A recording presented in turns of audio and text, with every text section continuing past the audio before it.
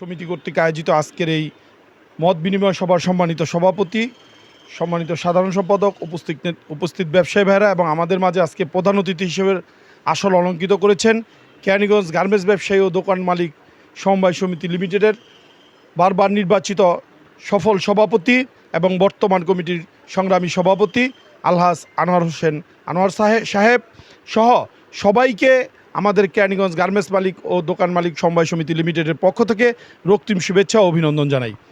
প্রিয় ব্যবসায়ী ভাইরা, আপনাদের বক্তব্য এবং সুনিপুণ বক্তব্য এতক্ষণ আমরা শুনেছি।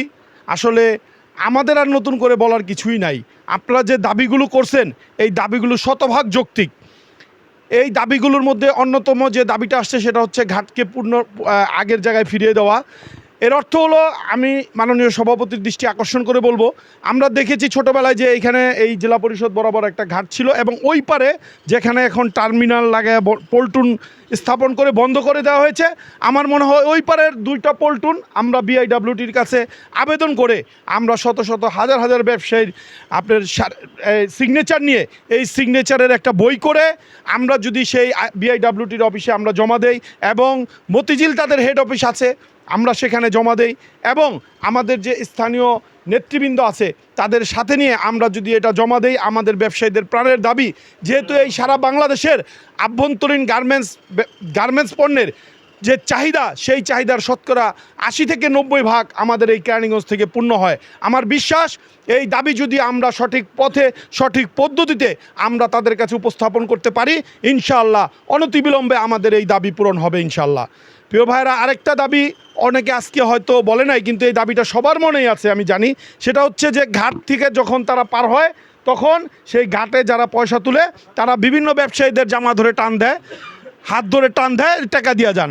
টাকা কত দিবে এটা কোনো নির্ধারিত নাই। তারা বিভিন্ন যাকে যা পারে ফাপড় দিয়া তার কাছ থেকে তা নিতেছে। কারো কাছ থেকে 10 টাকা, কারো কাছ থেকে 20 টাকা, যেখানে 20 টাকা দরকার সেখান থেকে 50 টাকা 100 টাকা নিতেছে। তারা টোল নেয় নেক, এটা একটা সরকারি বৈধ প্রক্রিয়া, কিন্তু আমাদের প্রাণের দাবি হচ্ছে যাতে কোনো ব্যবসায়ীকে হস্তনস্ত না করা হয়, ব্যবসায়ীর শরীরে টাচ করা না হয়। তার অনেক ব্যবসায়ী আছে তারা এখানে ব্যবসা করতে আসছে, কিন্তু তাদের গ্রামে তারা কিন্তু একটা শক্তিশালী সম্মানজনক অবস্থান করে, সেখানে যদি তাদের শরীরে হাত দেওয়া হয় তাদের প্রেস্টিজে আঘাত লাগে, তখন কিন্তু তাদের এই কেরানীগঞ্জের প্রতি বিতৃষ্ণা চলে আসবে। অতএব আমরা সমিতিতে যারা আছি, এটা আমাদের পবিত্র দায়িত্ব। এই দায়িত্ব আমাদেরকে পবিত্রতার সাথে পালন করতে হবে। যদি আমরা এই দায়িত্ব পালন না করতে পারি, আমার মনে হয় আমাদের এই সমিতির হাল ধরা, সমিতির চেয়ারে বসা কোনোভাবেই ঠিক হবে না।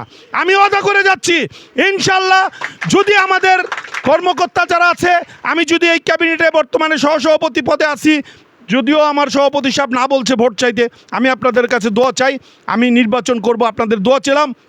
আপনাদের দোয়ায় যদি আমি ক্যাবিনেটে আসতে পারি, তাহলে ইনশাল্লাহ আগামী দিনে আপনাদের সাথে নিয়ে আপনাদের দাবি পূরণের জন্য চেষ্টা করব। যদি না পারি, আমি ওয়াদা করে গেলাম, আমি এই সংসদ থেকে, এই ক্যাবিনেট থেকে পদত্যাগ করে আপনাদের সাথে আবার সাধারণ ব্যবসায়ী হিসেবে আমি আমার ব্যবসা বাণিজ্য পরিচালনা করব। কারণ ব্যবসায়ীদের নেতা হয়ে যদি আমি নেতা হইলাম, আমি তাদের কাজ না করতে পারলাম, তাহলে তো আমি নেতার যোগ্য না। এজন্য আপনার কাছে আমার বিনীত অনুরোধ থাকবে যে আপনিও নেতৃত্ব দেবেন, আমরাও নেতৃত্ব দিব এবং আরও যারা প্রার্থী আছে তারাও নির্বাচন করবে, তারাও নেতৃত্ব দিবে। যদি তারা ব্যর্থ হয় তাহলে আমরা এই ক্যাবিনেট থেকে আমরা পদত্যাগ করব। আমি আমার বক্তব্য দীর্ঘায়িত করব না। আপনাদের কাছে শেষ অনুরোধ, আপনারা সাদাকে সাদা, কালোকে কালো বলতে বিন্দুমাত্র দ্বিধাগ্রস্ত হবেন না। ইনশাল্লাহ যে অন্যায় করবে তার বিরুদ্ধে আপনারা দাঁড়াবেন।